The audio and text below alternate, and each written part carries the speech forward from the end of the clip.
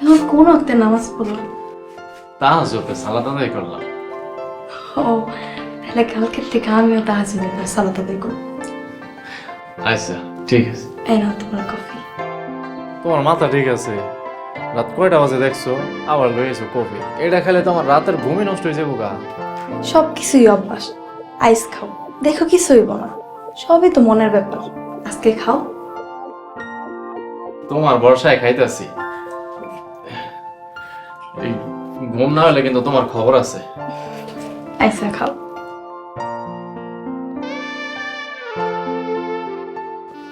Coffee অনেক মজা হয়েছে।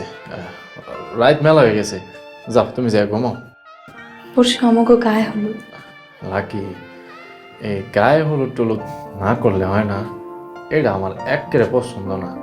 জানো আমারও পছন্দ না, কিন্তু কি করবো, সবাই আবদার করছে।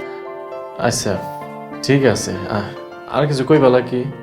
হ, মা তোমার কাছে 2 লাখ টাকা ধার চাইছে।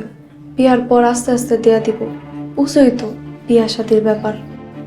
আরে এটা কোনো কথা? তোমার তো সিস্টেম জানাই আছে, তুমি উড়াইলেও না। তোমার মনটা না আলি পুরো আকাশের মতো বড়। তোমার যে কি বলে ধন্যবাদ দিব আলি। এই সামান্য বিষয়ে ধন্যবাদ খরচ করার দরকার নাই, যাও। তোমার মনটা আকাশের লাহান বড়। যাই মারে সুখবরটা দিয়াই, তাহলে মা একটু নিশ্চিন্ত হইব। যাও।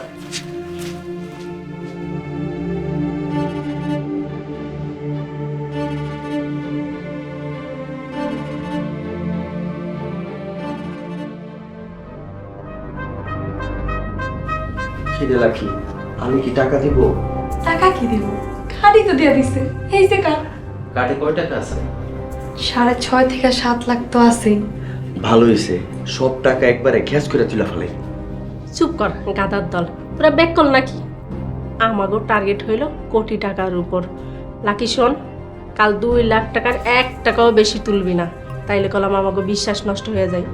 মা তুমি যে কি কও, আলী যে ব্যাককলের ব্যাককল, অর্থাৎ কোটি টাকা খাওয়া কোনো বিষয় না। বোন রে, আমার হাত একবারে খালি, কিছু টাকা দিস। দেখছো মা, দেখছো তোমার পোলা কয়টা টাকা হাতে আইতে নাইতেই চাও যে শুরু করছে। তুই এমন করতেছিস কে? আমার হাত একদম খালি। বিয়া গায়ে হলুদ একটা খরচ আছে না?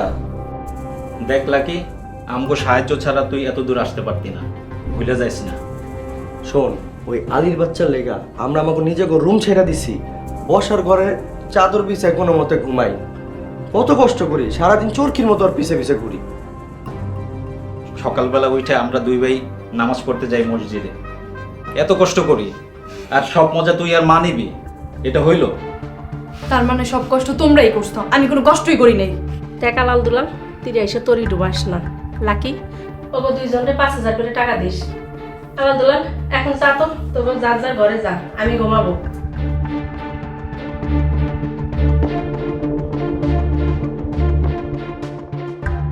দেখছো মা আর পোলা পোলা কেমন হয়েছে?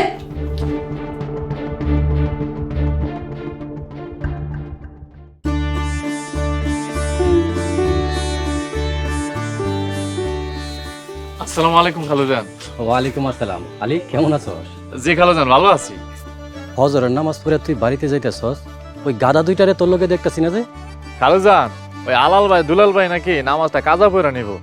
হঠাৎ করে নামাজ ধরছে তো, কটা দিন সময় দেন। অভ্যাস হইতে তো কটা দিন সময় লাগবো। নামাজ যে পড়তাছে এই তো অনেক বেশি।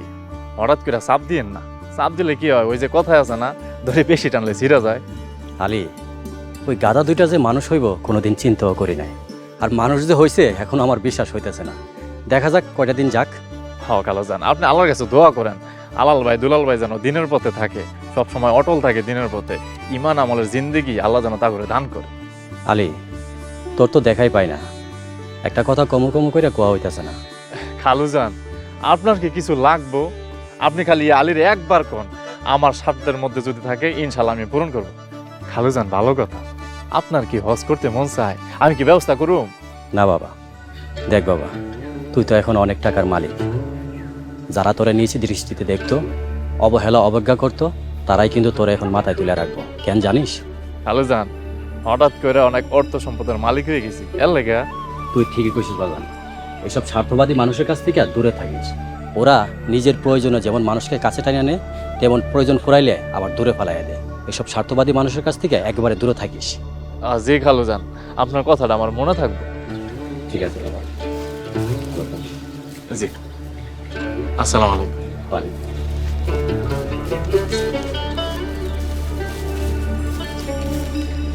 আল্লাহ, তুমি আমার খালুজানরে ন্যায় খেয়াল দান করো, ওনার উপরে রহমত দান করো।